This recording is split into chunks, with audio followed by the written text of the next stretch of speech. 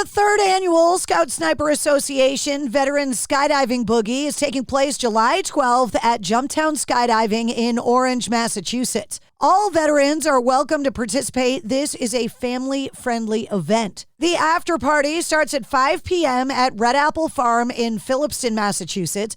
You can get the details and the link to register on the concert and events calendar at mistresscarrie.com.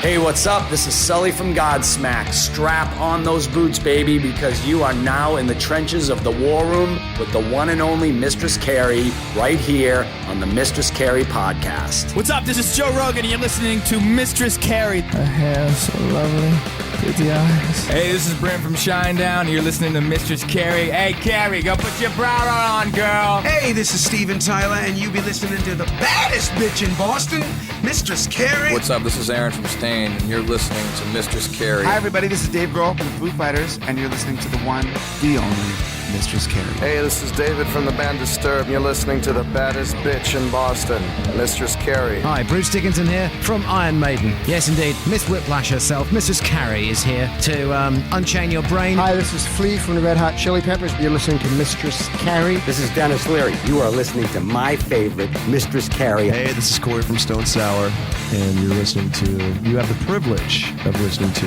Mistress Carrie. Oh, God. Oh, yeah. Hey, it's Mistress Carrie, reporting for duty from MCHQ for episode 261 of the Mistress Carrie podcast. My guest this week is guitarist and vocalist Michael Poulsen from the band Volbeat, who are getting ready this Friday, June 6th, to release their new album, God of Angels Trust. The first single, By a Monster's Hand, is climbing the rock charts nationwide, and the band's getting ready to kick off their North American tour with Hailstorm and The Ghost Inside later this summer. They'll be in New England on August 12th at the Main Savings Amphitheater, August 13th at the Bank of New Hampshire Pavilion, and August 14th at the Xfinity Center in Massachusetts.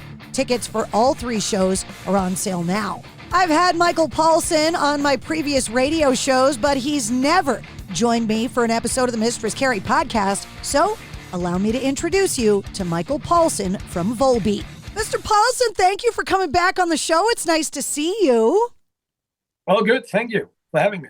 There's a lot of talk about Volbeat because you guys have so much going on. This is a very exciting time for the band. Absolutely. I can't wait. Another record coming out, another tour. You know, it's going to be great to see the fans again. And that's both going to be a Canadian tour, a US tour, a European tour. So, yeah, definitely looking forward to that. You decided to do 3 different lineups for the tour, and you picked like massive bands to tour with you. Everybody from 3 Days Grace and Wage War to Hailstorm and Bush. These are big names. This is a massive tour. Yeah, a lot of great names, great package. Hopefully people will dig it. So, yeah, there's only good stuff to look forward to. The album comes out on Friday, and God of Angels Trust tackles a lot of interesting subject matter. Mm-hmm. Do these ideas come to you in your sleep, in the shower? Where do you get an idea for like the single about a serial killer's trophies getting scattered in a storm? Like, where does that come from? I mean, just turn on the news. The serial killers are speaking to you directly. You know what I mean? Yeah. What we're showing in the videos is pretty much just a horror flick, but also pretty much reality. It's just back in the days we managed to capture those serial killers and put them behind bars and throw away the key. Today we're pretty much watching them in the news. Nobody is doing anything. Nobody dares to do anything. That's the scary part. There's nothing to be scared about when it comes to Volbeat, us singing those kind of songs. It's the real world outside that's pretty scary. So, but these modern days, you cannot really mention any names or put a face to the real criminals. You know what I mean. So you have to be a little bit careful about that. So you can make a cover up with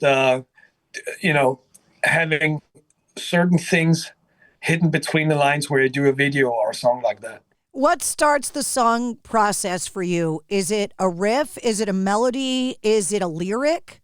The lyrics is always the last thing. It's it can be the melody if suddenly I have an inspiration for a chorus, but it can also just be a riff. When I start writing, I'll just sit with my guitar and I'll just improvise words. And then when I have this the structure for the song, I'll be improvising the melodies until I found the melody. And sometimes a certain line that just comes out of nowhere can lead you to write a whole lyric. And other times you have a pretty steady idea about what you want to write about. So it's actually very random. When did you first pick up a guitar? How old were you? How old was I? That's a good question. I think I was in 7th grade in school. Who gave you your first one? I'm so sorry to say, and I'm very honest to admit that I stole it. But I was a good boy and I returned it. No way! Did you really? I did. If you're time, I'll see if I can tell the story a little bit short. But the thing was, I was a very young dude, didn't have money for anything, and my girlfriend at that time, she worked at a place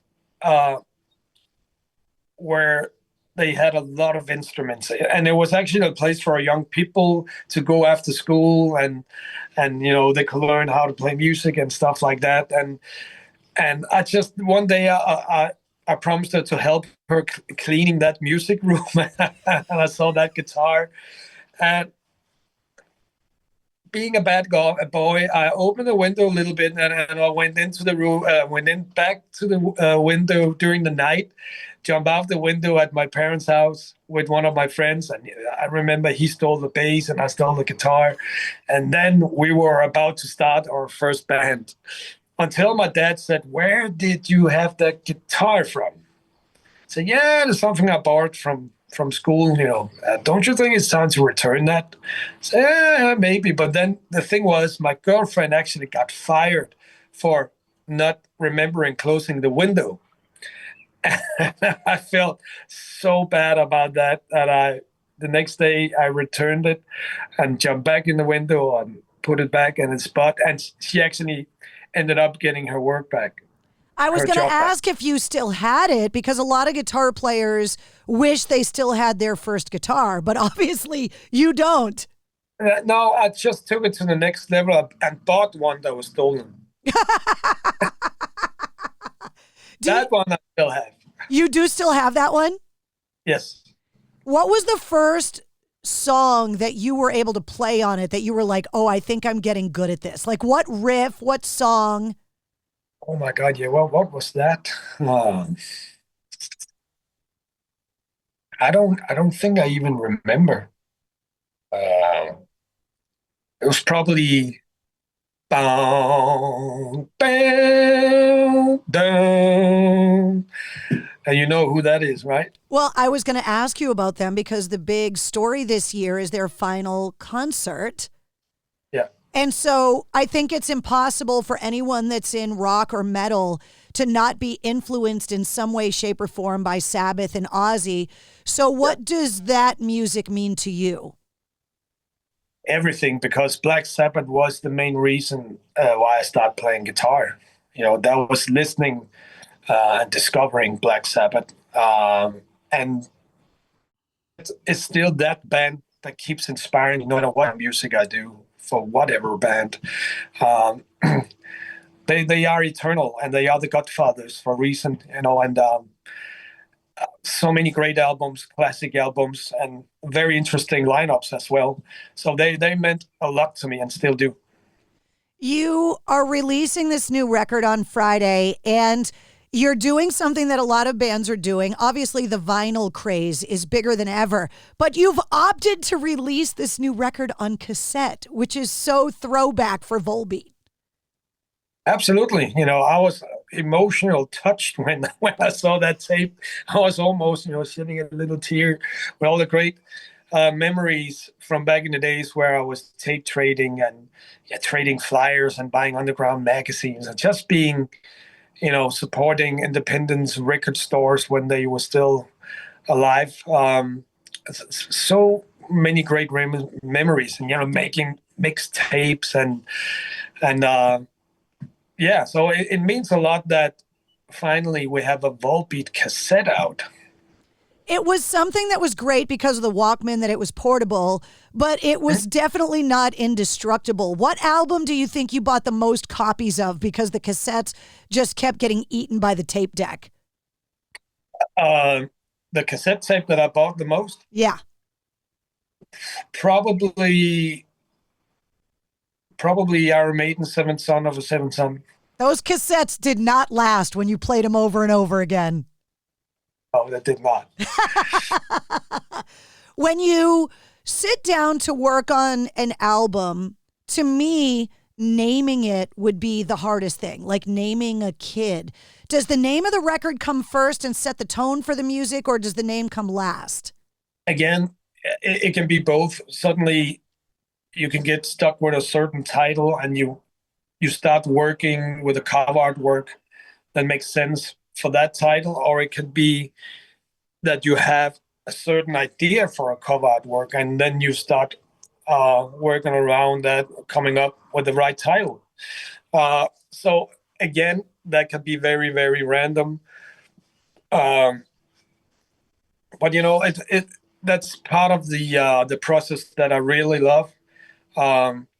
Working on cover albums, on song titles and album titles, because it's when you go out on tour, it's not only the music that has to be interesting for you. I think it's everything, when it comes to cover artwork, good T-shirts design and beautiful backdrops, or just a really great concept, or something that people can relate to when it comes to an album title or a song title or an artwork.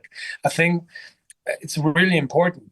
Yeah, I think for real, true music lovers, that's why vinyl is so back, because it's not just about the colored variants, which you guys are doing a ton of with this record, but it puts the focus back on the artwork, where with MP3s and even CDs, the artwork was so small that with a vinyl record, you get to enjoy it.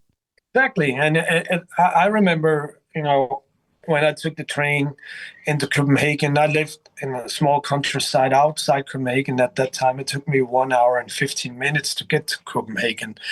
And on my way back to my parents' house, sitting with my plastic bag with maybe 3 or 4 or 5 vinyls, digging into that cover artwork. I'm telling you, 1 hour and 15 minutes was like flying away, because you were in that bubble, getting through every small detail of the cover artwork. Most cover artworks at that time was handmade, and so there was a lot of small details going into, and also, the whole thing with pictures inside with the sleeve and lyrics and pictures and the thanks list from band members. It was so interesting. It was a journey. It was an adventure to look at a cover artwork. And these days, the new generation, they have no clue. You grew up having access to massive European music festivals. And I think for a long time, American music fans, the United States wasn't known for giant festivals like it is now. We've got a lot of them across the United States. Growing up or as a musician, what was your favorite experience at a festival as a fan? Even on tour with Volbeat, but that you got to watch another band that you never would have had the chance to see. It's a really good question. But, because it's such an emotional thing, but, remembering being a young kid and being allowed for the first time to go to a festival for 4 days. You just have to call your mom and dad and say, I'm okay. But just being on your own for 4 days at the festival, that was pure freedom and an adventure. But I've been to so many festivals that, it never really ends. And I still become a little kid when we go to Hillfest in France, because the bill on that festival is always so extremely insane. It's like, how do they manage to come up with all those great names? And another important thing is they have the best metal market in the world. So it's sometimes we even say to our management, we're not doing interviews on Hellfest because we're going to the metal market and we're out listening to bands. When you were a kid playing that stolen guitar, there is a distinct different skill set between playing guitar and singing and writing songs. As someone that can do none of those things, do you remember when you wrote your first song, and do you remember what it is? Yeah, I think, the first band I had was actually only me and a drummer. We called ourselves Satan's Servants. And I don't remember what the song was called, but I remember we were pretty much being inspired by a Finnish band called Demigod, and a song they had on one of their first demos. I think it was called Reincarnation. And so it was very similar to that. I always ask songwriters about a song they covet, a song that you think is so perfectly crafted in the art of songwriting that you wish you wrote it yourself. Do you have a song like that? It happens all the time when some of my favorite bands release an album and there's just that one song on it, and you're not going to sleep for 10 days because that song will be spinning 24/7, and you will be asking, why didn't you come up with that? But we also have to remember that there's a reason why those songs are great. It's because you cannot copy them. You know what I mean? Yeah. So there's a lot of those songs, I wouldn't touch it because I wouldn't ruin it.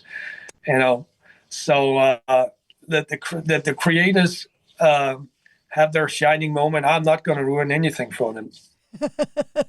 You put this massive tour together. You're going to be in New England, in Bangor, Maine, August 12th, in Guilford, New Hampshire, August 13th, in Mansfield, Mass on August 14th. And for a woman that's been in rock and metal for so long, to finally feel like women have gotten their place, and to see Volbeat out with Hailstorm, and to see Lizzie just owning this moment.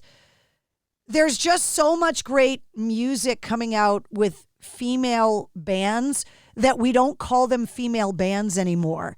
They're just bands, which is something we've been waiting decades for. No, I think it's great, and it's about time, because there's always been plenty of them out there. Luckily, there's more room for them now, and there should have been room for them in the past as well. And they're sharing their craft. They're just as good as the men. Some of them are even better. So it's about time that we have focus on bands like that. Because it just shows they are out there, but they just need the attention that they're getting now. So it's great. During COVID, when all of the bands couldn't tour, we all realized how much we missed concerts. Obviously, the bands missed being able to go out and play, but we missed the camaraderie as a fan base. Now it's the exact opposite. Every band is on tour. There's always a band coming to town, which is amazing. Talk to me about what you're most excited about with this tour. Is it the connection with the fans that you get back? I think it's a little bit of everything, because for the first time in our career, we had a Sabbath year. If we take away the pandemic years, we were pretty used to playing and touring every year. That was our thing. And we were used to that. A lot of times we would have a management or family members saying, just, you guys are playing constantly. Just take a year out and, do something else or relax. And we were just, no, this is what we do, But it happened, and it happened for the reasons that you were saying, that everybody's playing at the same time on top of each other. The market is overrun, and it's a little bit too much for everybody. And at that time, I just needed to go through my third throat operation, so it made a lot of sense to pull the plug for at least a year and just, get my my operation, and I could go out and play with Aston Hill and get to know the underground better again, and having great memories from in the past. So I really enjoyed that. When that was said, I was on fire when I picked up the Volbeat guitar again, because not being out there for more than a year, we were so inspired and so on fire, and it truly shows on this new album, the dedication we have for this band, and how much we love the craft and the style. And so that this record was executed so goddamn fast because we were on fire. It was 5 weeks, right? It was like all put together. It's probably 5.5 to 6 weeks with writing and recording. I don't know how we managed to pull it off, but you can only do that when you're inspired and on fire and love what you're doing. So when that is said, that felt great. The next thing that's going to be great is to go out and play the shows, to promote the album, and again, meet the fans, because we haven't seen them for a very long time. So it's everything combined, and very soon we're on the road. It was so good to see you. Congratulations on the new album, and you're going to be spending a lot of time in New England, so we can't wait to see the tour. Yeah, me too. I'm looking forward to it. It's going to be great. It was so nice to see you. Thank you so much. You're so very welcome. Thank you. There he is, Michael Poulsen from Volbeat, God of Angels Trust. The new Volbeat album comes out this Friday, June 6th. See the band on tour August 12th at the Main Savings Amphitheater, August 13th at the Bank of New Hampshire Pavilion, and August 14th at the Xfinity Center. The links to get tickets to all of those shows can be found in the show notes of this episode. You'll also find the link to this episode's corresponding playlist. I make a playlist for every full-length episode of the Mistress Carrie podcast that features all of my guest music and all the artists and songs that we referenced in the interview. You'll also find Michael Poulsen's links, all the Volbeat links, and all the Mistress Carrie links. If you liked what you heard, don't forget to like, follow, comment, subscribe, and share the Mistress Carrie podcast. New full-length episodes come out every Wednesday. Plus, every weekday, you get the Sit Rep. The Situation Report gives you all of your rock news, music headlines, and entertainment updates in around 5 minutes. And you never know when we're going to release a bonus episode. Join me live every Tuesday night at 8:30 Eastern for my weekly streaming video show, Cocktails in the War Room. And you can always find me on the radio. Get the details on all of that and more at MistressCarrie.com. The Mistress Carrie podcast, a proud member of the Pantheon Podcast Network.